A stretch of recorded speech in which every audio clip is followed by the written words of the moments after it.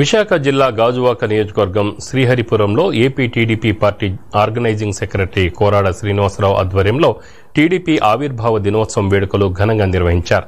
ఈ సందర్భంగా కోరాడ శ్రీనివాసరావు ఆధ్వర్యంలో కార్యకర్తలు కేక్ కట్ చేశారు. అనంతరం పార్టీ జెండా ఎగురవేసి నందమూరి తారక రామారావు చిత్రపటానికి పూలమాలలు వేసి నివాళులర్పించారు. ఈ సందర్భంగా పార్టీ సీనియర్ నాయకులు సుందర్రావు, శివారెడ్డి, సుజాత, రాంబాబులను ఘనంగా సన్మానించారు. పార్టీ వ్యవస్థాపకులు, ఆంధ్రప్రదేశ్ రాష్ట్ర మాజీ ముఖ్యమంత్రి వర్యులు స్వర్గీయ శ్రీ నందమూరి తారక రామారావు గారు స్థాపించిన పార్టీ 1982 మార్చి 29న మన తెలుగుదేశం పార్టీ స్థాపించబడింది.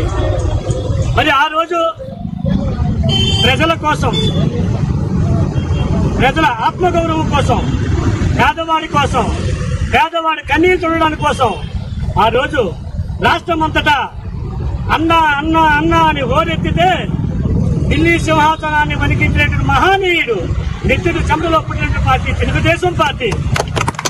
అటువంటి పార్టీని నాటి నుంచి నేటి వరకు మన ఆంధ్రప్రదేశ్ మాజీ ముఖ్యమంత్రి వర్యులు, తెలుగుదేశం పార్టీ జాతీయ అధ్యక్షులు మరి నారా చంద్రబాబు నాయుడు గారు ఆధ్వర్యంలో నేటికి 41 సంవత్సరం దిగ్విజయంగా వసంతాలు పూర్తి చేసిన సందర్భంగా మన పారిశ్రామిక ప్రాంత తెలుగుదేశం పార్టీ నాయకులకు, కార్యకర్తలకు, శ్రేయోభిలాషులకు, మిత్రులకు అందరికీ శుభాకాంక్షలు తెలుపుతూ మరి ప్రభుత్వంలో ఉన్న, అధికారంలో ఉన్న ప్రజల పక్షనే ఉన్నటువంటి పార్టీ తెలుగుదేశం పార్టీ.